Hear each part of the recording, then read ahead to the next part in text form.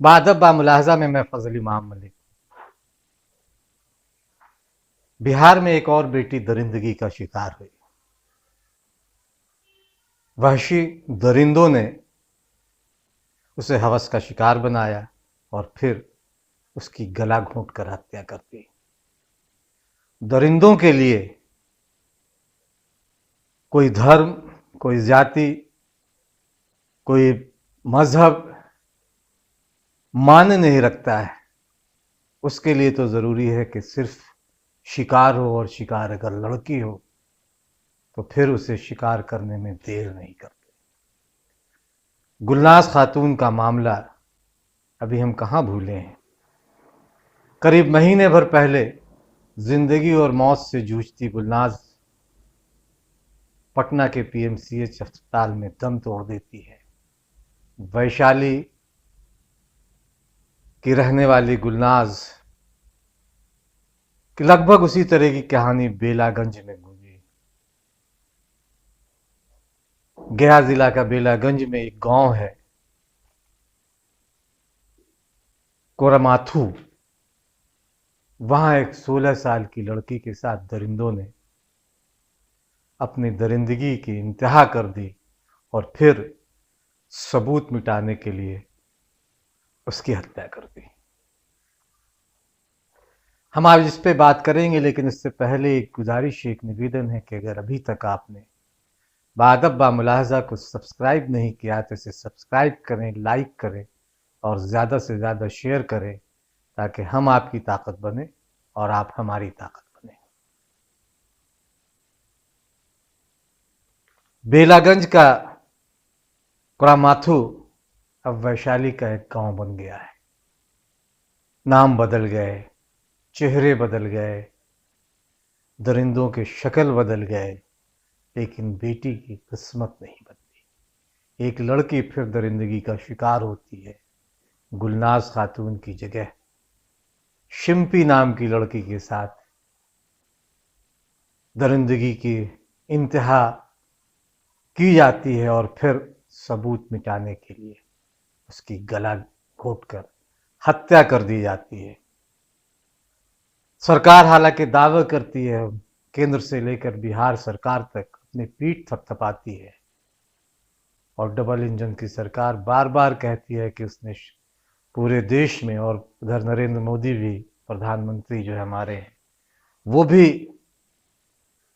खूब अपनी पीठ थपथपाते हैं कि उन्होंने शौचालय मुक्त देश को कर दिया।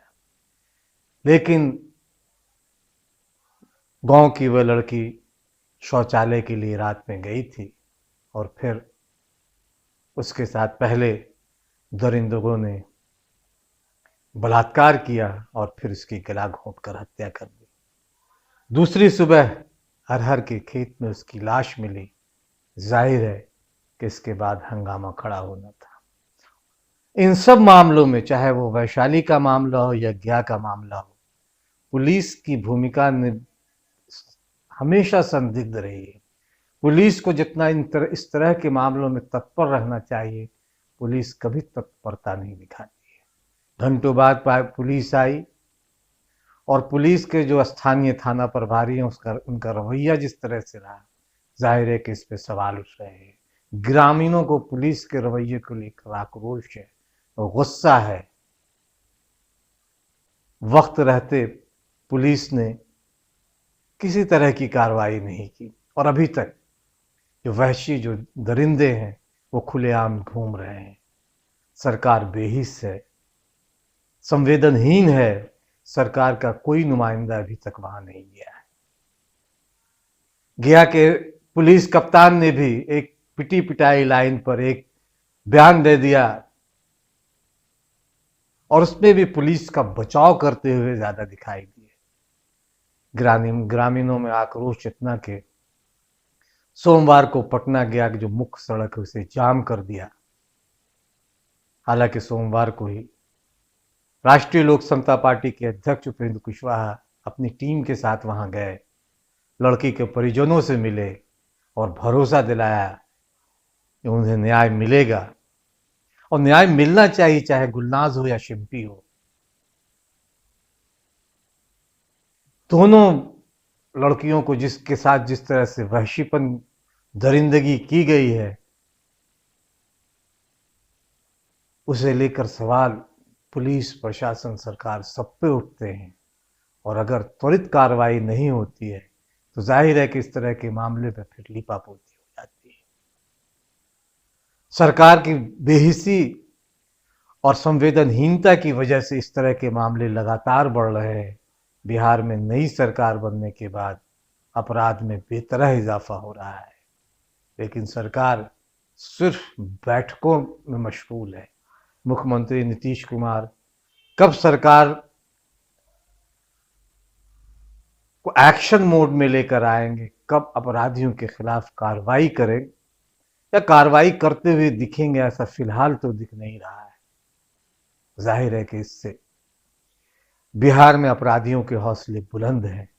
हत्याओं का सिलसिला जारी है, लड़कियां असुरक्षित हैं, महिलाएं असुरक्षित हैं, लूट की घटनाएं हो रही हैं और बेतरह हो रही हैं।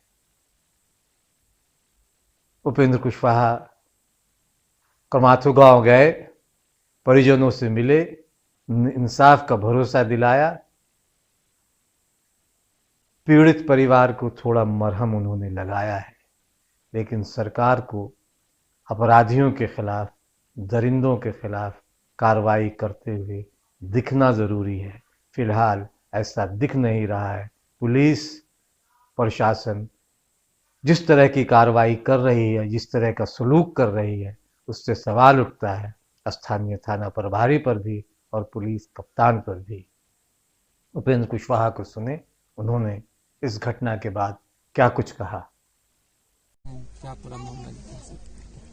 देखिए, बहुत ही दुखद घटना है। इस तरह की घटना आज के समय में कहीं भी हो, हम समझते हैं कि सभ्य समाज के लिए इसकी इजाजत कहीं भी नहीं दी जा सकती। लेकिन घटना हुई है, स्वाभाविक रूप से लोगों में आक्रोश है। प्रथम दृष्टया देखने से सब लोग जैसा कि बता रहे हैं और इनकी बातों में मुझको भी सच्चाई प्रतीत हो रही है कि उस लड़की के साथ दुष्कर्म हुआ है और फिर उसकी हत्या हुई है। प्रशासन के लोगों की जवाबदेही है कि घटना को किसने अंजाम दिया, अपराधियों को जल्दी से जल्दी पता करना, उसकी गिरफ्तारी और सख्त से सख्त सजा मिल पाए, ताकि ऐसी दूसरी घटना कोई अपराधी करने के पहले 100 बार सोचे। हम भी आए हैं, जो लोग भी डिमांड कर रहे हैं यहाँ न्याय के लिए, हम इनकी मांगों के साथ हैं। हम यहाँ से लौटकर पुलिस के बड़े पदाधिकारियों से, आवश्यकतानुसार मुख्यमंत्री जी से भी बात करेंगे। यहाँ के लोगों का स्थानीय प्रशासन पर भरोसा नहीं है, क्योंकि प्रशासन का रवैया यहाँ जैसा कि लोग बता रहे हैं ठीक नहीं है। ऐसी परिस्थिति में यहाँ के प्रशासन के, पुलिस के अधिकारी अगर जांच करेंगे तो लोगों को न्याय नहीं मिलेगा, सब लोग ऐसा बता रहे हैं। और इसलिए सब लोग कह रहे हैं कि इसकी जांच सीबीआई से हो, उच्च स्तरीय हो। हम भी इस मांग का समर्थन करते हैं और इनकी मांगों को पूरा करने के लिए हम अपनी पार्टी की ओर से, अपनी ओर से जितना कुछ बन पाएगा हम लोग करेंगे। साथ ही साथ इतना गरीब परिवार से है, आप देख रहे हैं झोपड़ी में किस तरह से जीवन बिताते हैं, मजदूर लोग हैं, इनके साथ घटना हुई है, दहशत में है, तो इनको मुआवजा भी मिले ताकि इनके जीवन यापन में भी सुविधा हो। तो इस दृष्टि से भी हम जो कुछ भी हमारी पार्टी से बन पाएगा हम करेंगे। सर, सरकार दावा करती है कि अगर घटना इस तरह की होती है तो हम अपराधियों को 24 घंटा में पकड़ लेते हैं।